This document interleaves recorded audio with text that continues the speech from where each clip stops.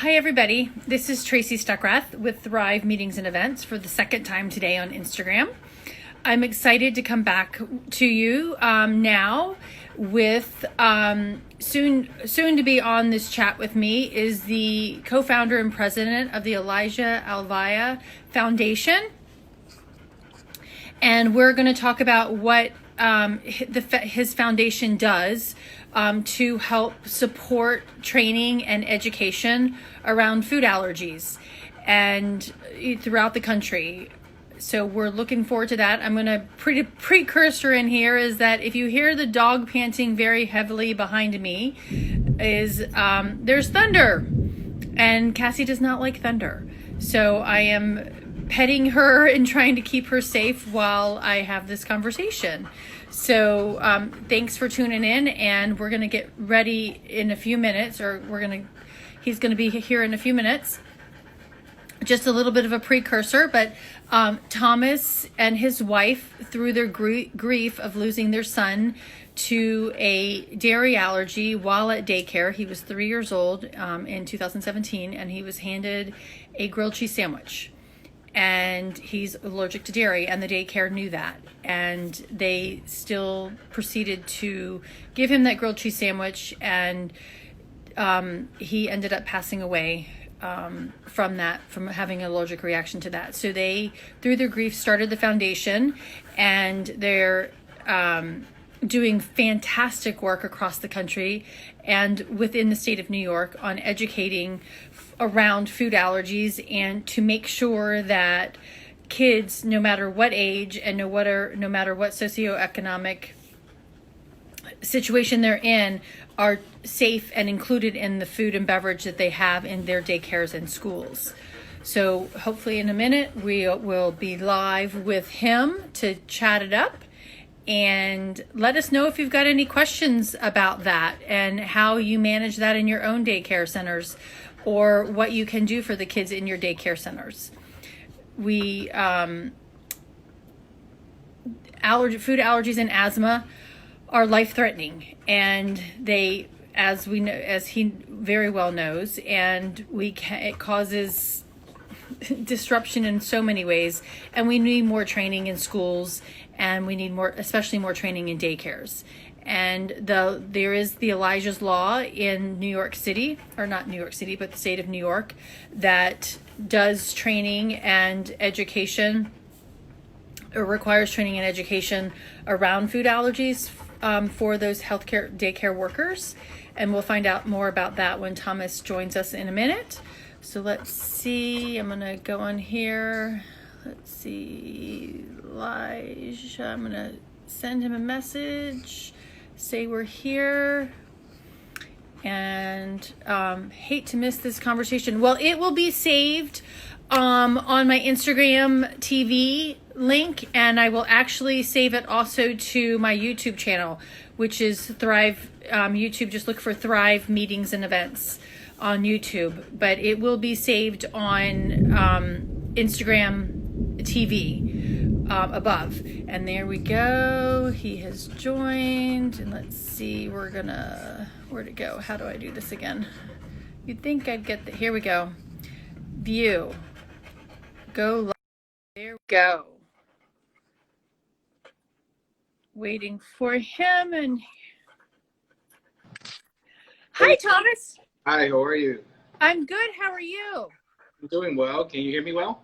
I can. That's good. And sorry if you hear the panting dog behind me. There's thunder, and she doesn't like thunder. Oh, I can imagine. In case you hear my son around playing, so it kind of like... Okay. Oh, yep, there, I hear him. Yeah.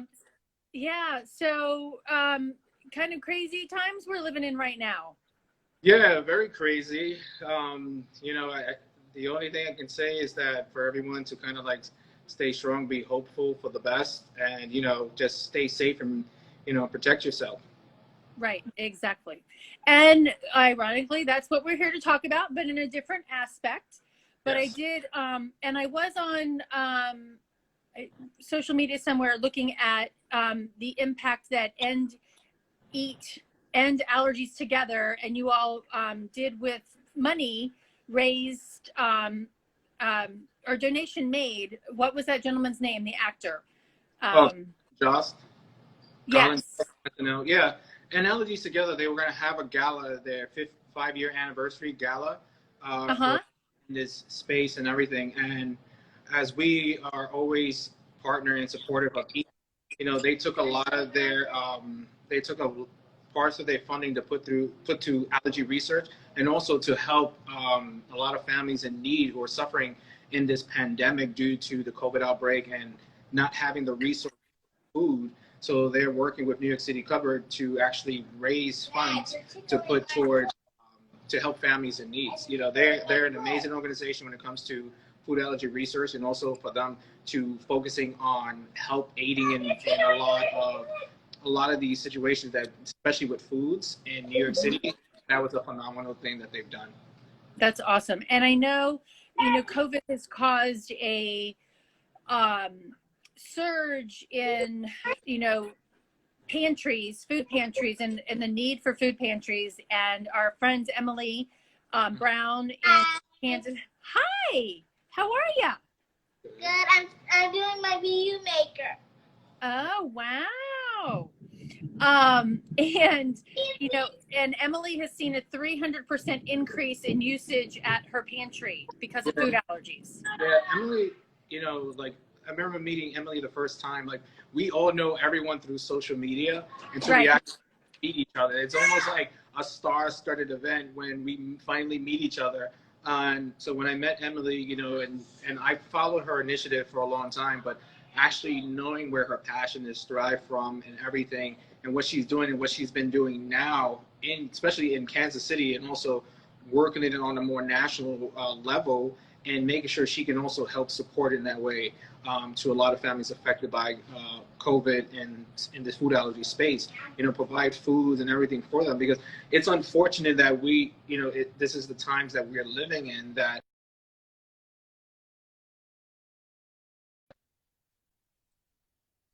right. But grateful for like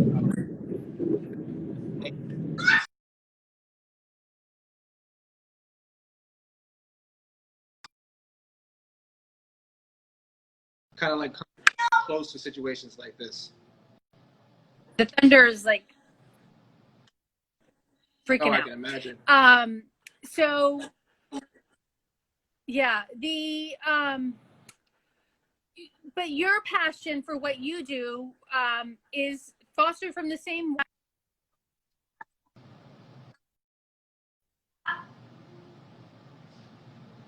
The passion for your foundation is very heartfelt. So can you tell everybody, before you got on, I told everybody what happened.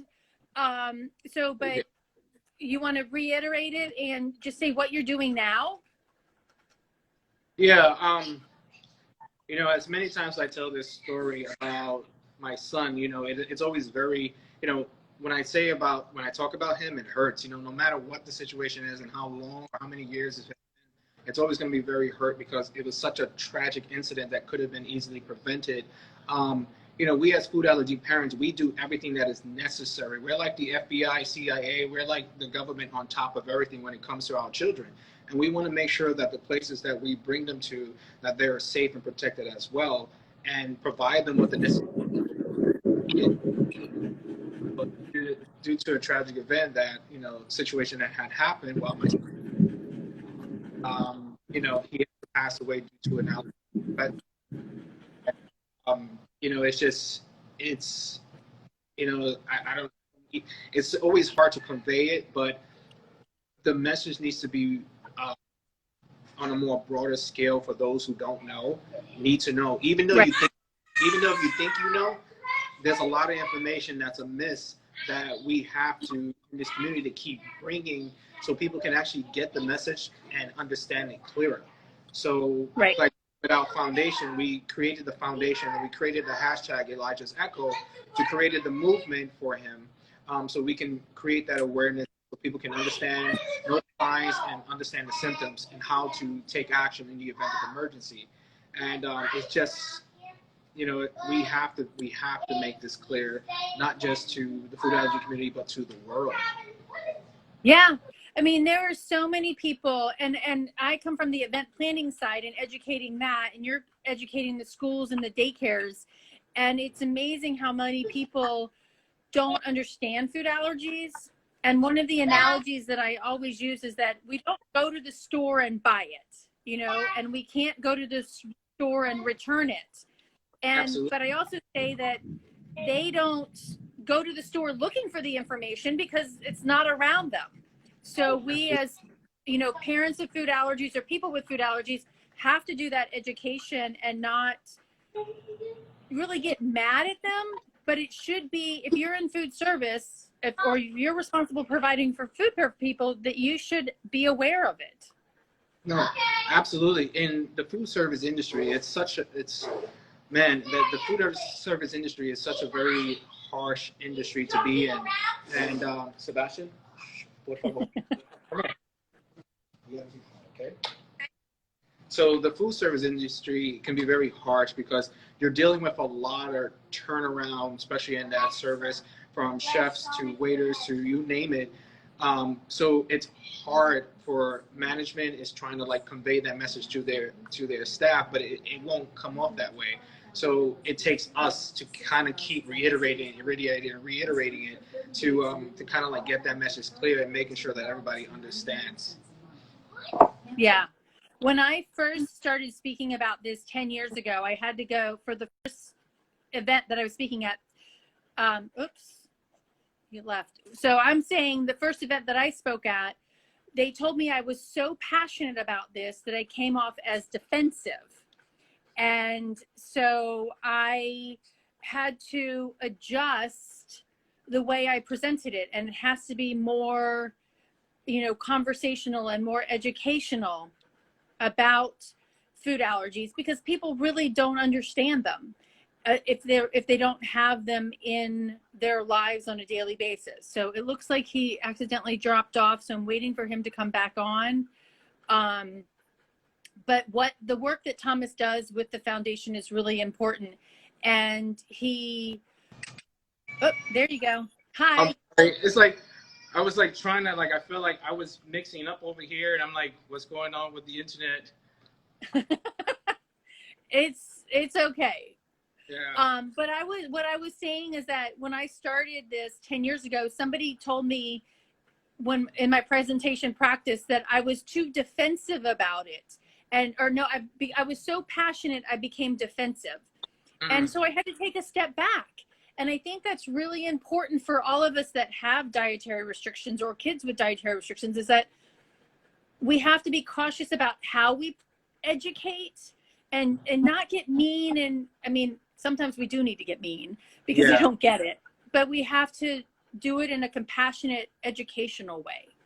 I think when it comes down to it, you know, when we're dealing in a space where people don't understand, and when we know it, we know how to convey it medically, we know how to convey it in layman terms. But even when we do express these concerns layman to the layman's, you know, when they don't understand, you know, it's like, we need you to understand this. So it just builds up that anxiety and fear. If that person doesn't understand, how are they going to keep my child safe? Right. So in any setting, whether it's a school setting, or a restaurant, a plane, you name it, we just want to feel comfortable and at ease. That's why, although this pandemic it's not something we want, but it relieves a lot of anxiety in a lot of parents not sending their kids off to school, you know, because we're not worrying about a possible cross-contamination or reaction happening with our child. So we have that anxiety it's relaxed. It's still there, but it's relaxed. Right. That makes complete sense, because you're the one controlling the food that they're being given, and you're not relying on that. And, you know, even in the event world, you know, adults are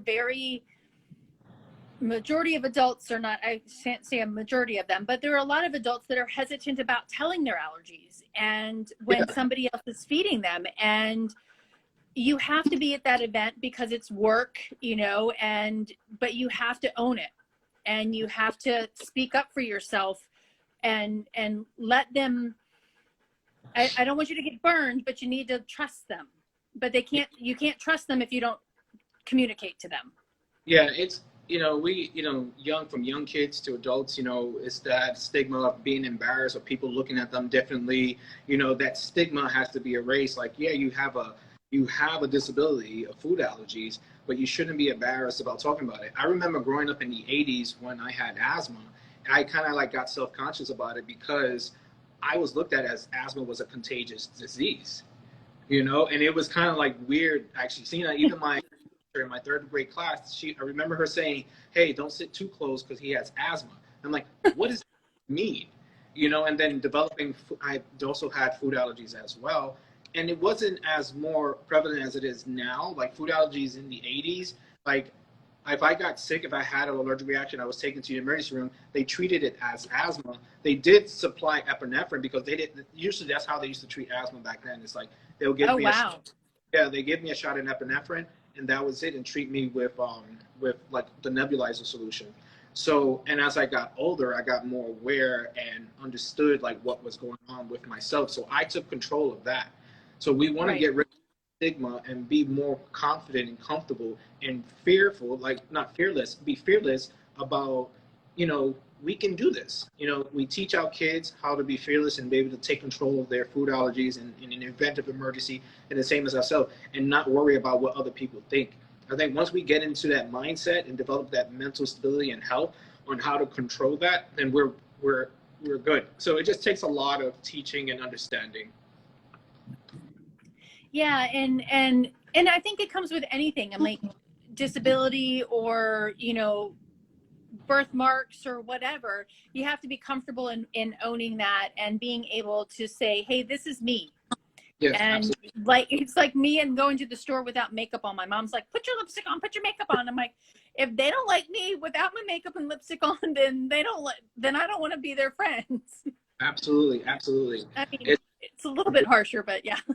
Yeah, and I think kids get the brunt of it because with food allergies in school and them being making fun of, I think as an adult we can kind of like just roll it off our shoulder and be like, oh, maybe I won't associate with them. But for kids, being in that setting with other kids, and them being picked on and bullied, and because of their disability of having food allergies and being threatened with these allergens, and so the kids they succumb to themselves, and then they stay trapped in there and don't want to vocalize it. So and then that's where the bullying takes place, and it builds up the anxiety and fear and the impeding doom of what may happen, and I think that's why there's a lot of food allergy counselors and therapists out there that can help aid in these type of situations, with not just bullying, but also have them combat their fears and anxieties when it comes to dealing and growing up with food allergies. That's so true. And you mentioned, everybody's a little bit more comfortable with it because it's at home now. But I did read something the other day that, when we go back to school, they're saying, hey, no group lunches, right? And doing lunches in your classrooms instead. And that, it doesn't matter if you're in your classroom or if you're in the group cafeteria, it still has that same issues. You need to make sure that, Thomas is not bringing his fish sandwich to the room because I'm allergic to fish. So, and I know the CDC had adjusted a couple of their food allergy guidelines that they have implemented. If anyone wants to know, I'll post something up on my Instagram where they can follow me and ask me questions, and I will send them to those areas where the CDC have issued and listed. But it is going to still incite fear in these families, whether it's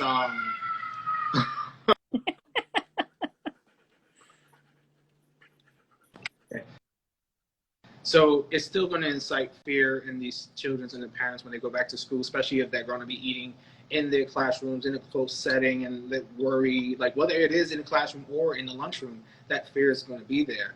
And it's like we're doing our part as an organization, working with FAIR and Allergies Together, Allergy Strong, and a whole bunch of other organizations to keep putting that in the forefront and letting these big companies, CDC, and the FDA understand, like, hey, this is serious. You got 32 million people, and we have this 15.6 million kids with food allergies.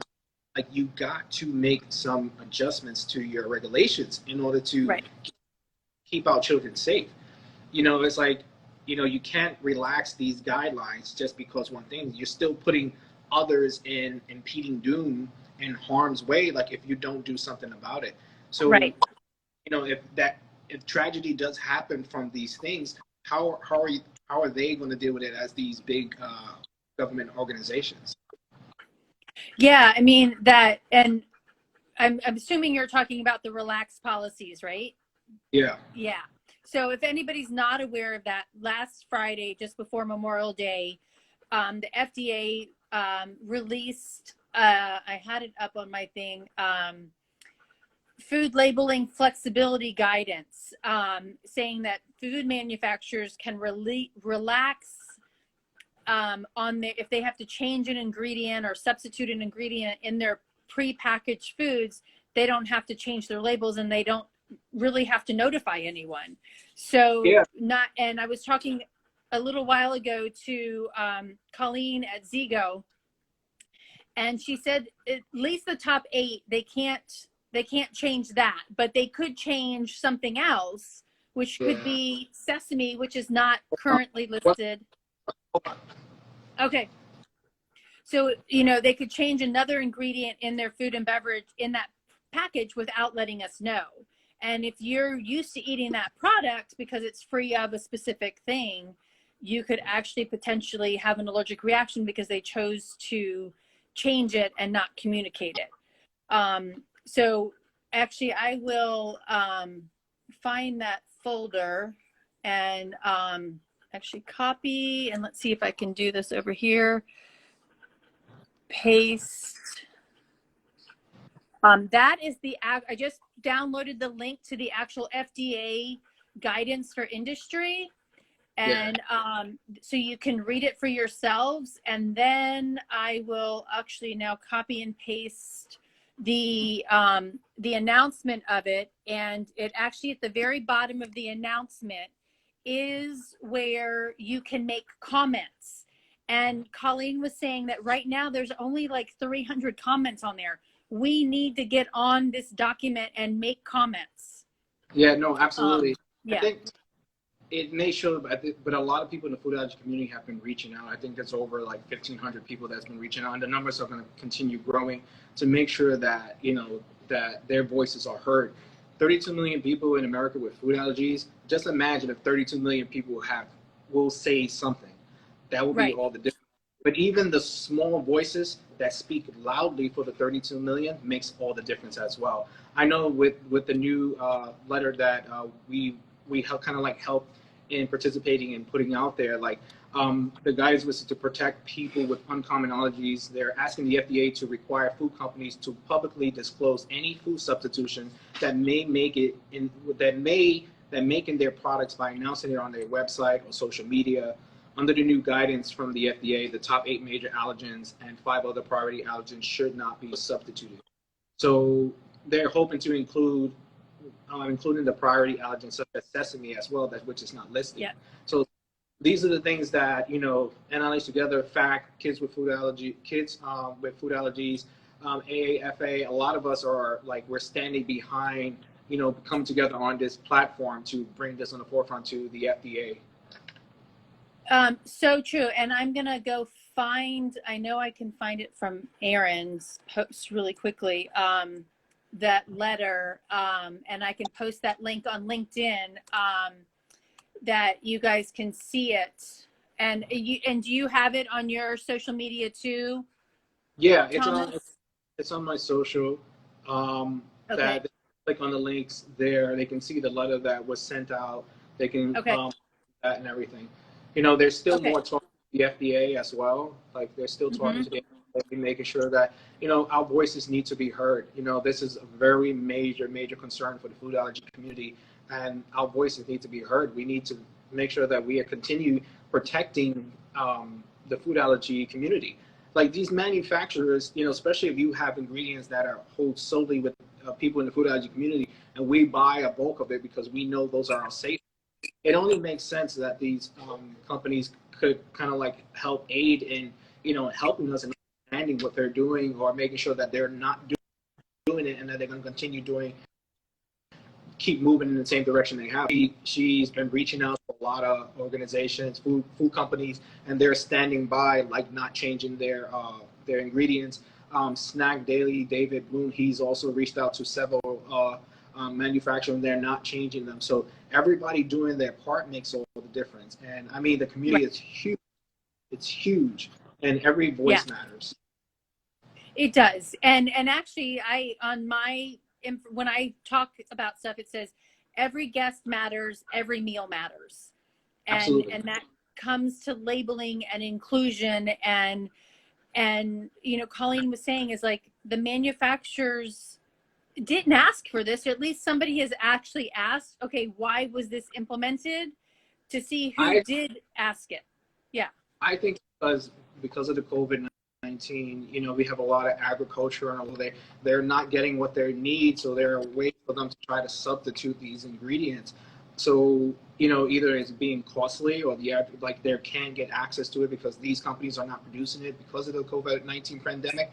So whoever is asking for it, and the FDA has kind of like relaxed their guidelines, but it incites fear and all this concern. Right. So again, it's getting these food companies on board on not changing anything makes all the difference. And I think we got to just keep sending out those messages to the FDA, keep voicing your concerns, and it just and I think we should not just do it now because the immediate emergency. Just keep doing it in general. I think we need to just get on our soapboxes everywhere and make it. Yeah. Exactly. I totally agree with you. So tell people more about what the foundation is doing. And I was looking at your calendar. You were doing, I know you've got Elijah's Law in New York, the state of New York, right? But I saw you were doing training in Miami. So are you going national? So we're hoping to move because of everything that has been happening.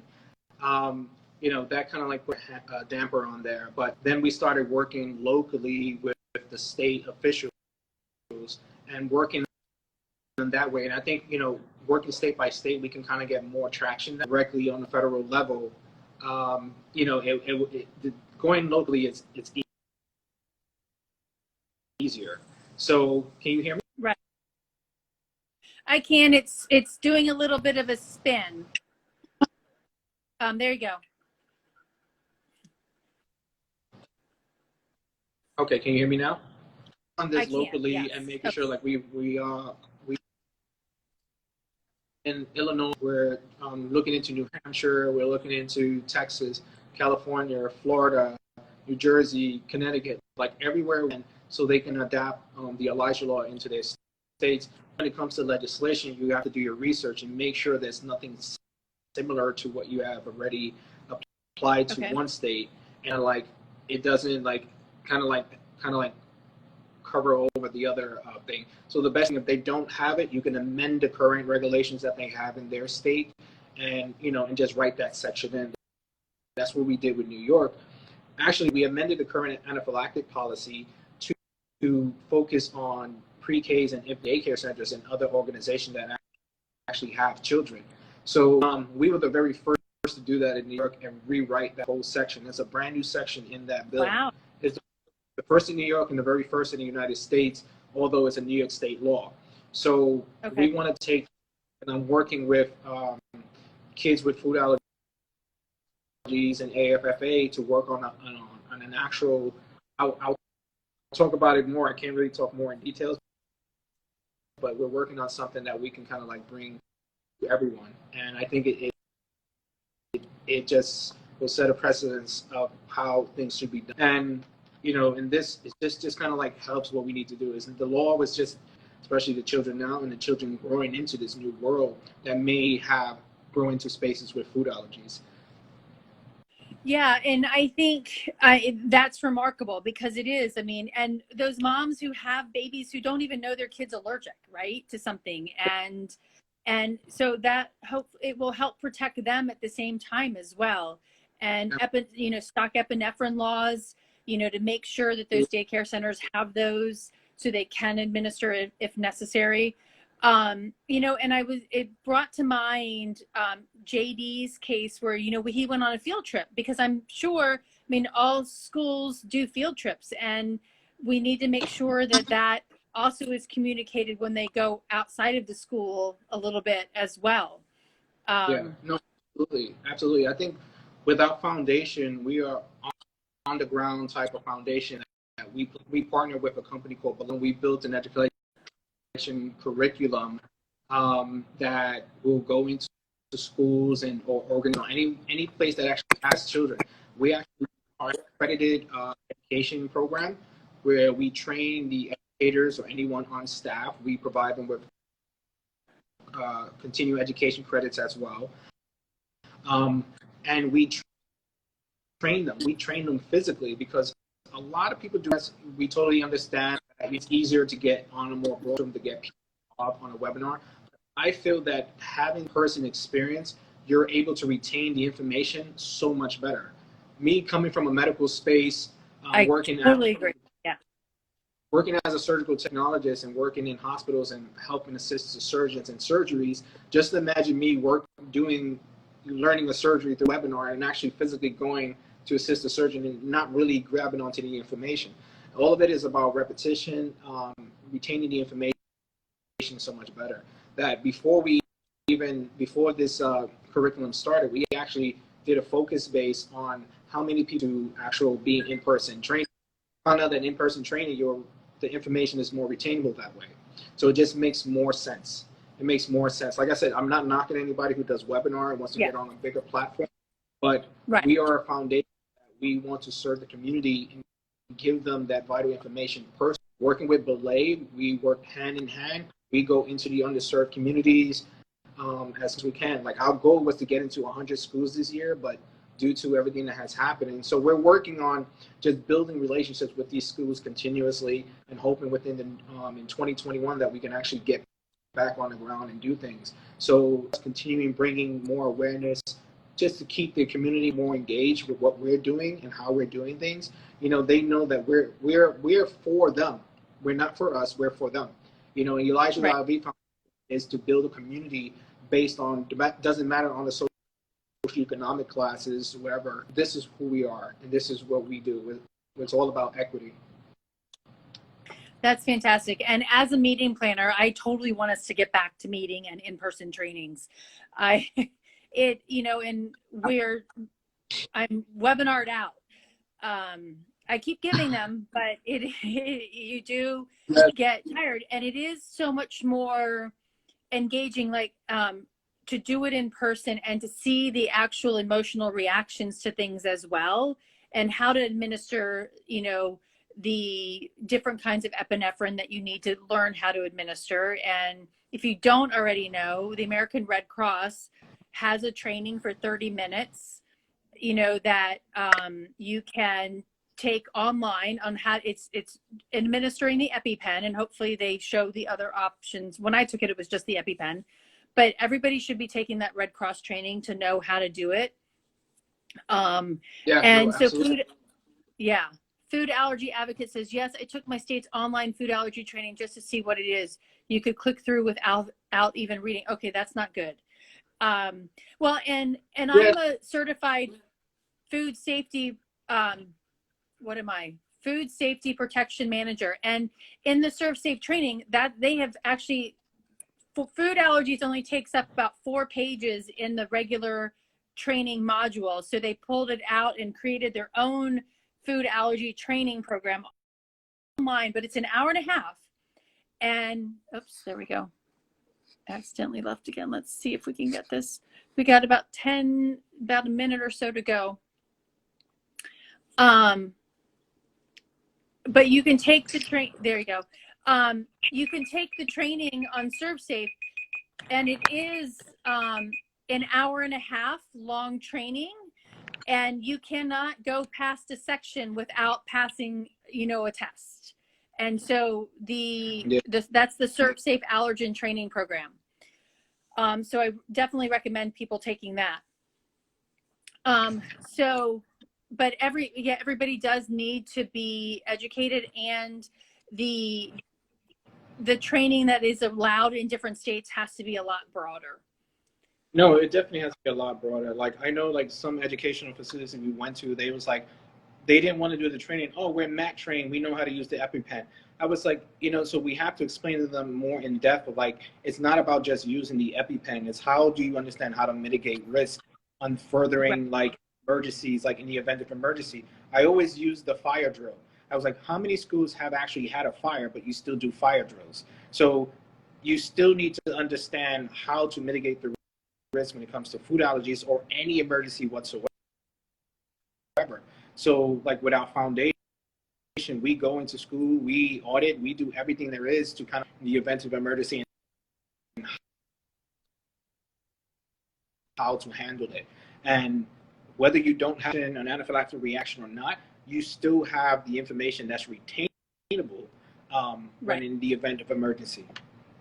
I love the fire drill analogy. That I'm going to have to start using that because it is really, but it made me think of the ones from our parents when they had to get under the desks for Absolutely. Exactly. And now we have active shooter training and it's all the same thing. And food allergies should be included in that because, and I was actually saying it in a webinar last night. What do your servers know your emergency action plans just in general, right? And because a lot of servers are brought in last minute for events and they may not have ever been in your property before. Do they know where the emergency exits are? Do they know where a defibrillator is or hopefully where the EpiPens are, So I think definitely in-person training is a must. So we've been on here for about 36 minutes. So where do you want everybody to go to find out more about what you do?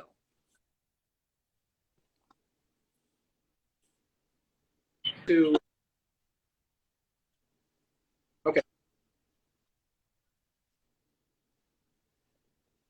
I'm more than happy to either.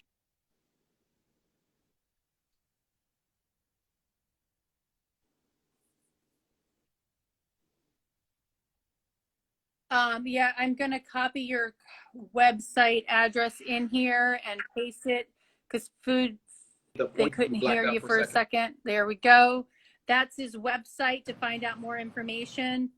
And I am Tracy Stuckrath with Thrive. And Steve, I want to partner with you on so much more as well. I just call you Steve for Thomas.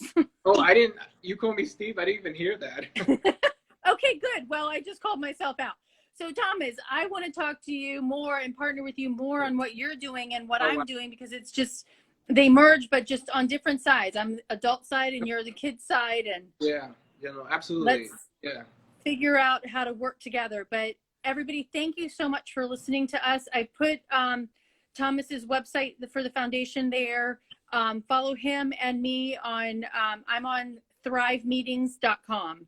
You can find out more about what I do. So thank you so much. And I look forward to talking to you some more, Thomas. All right. Bye.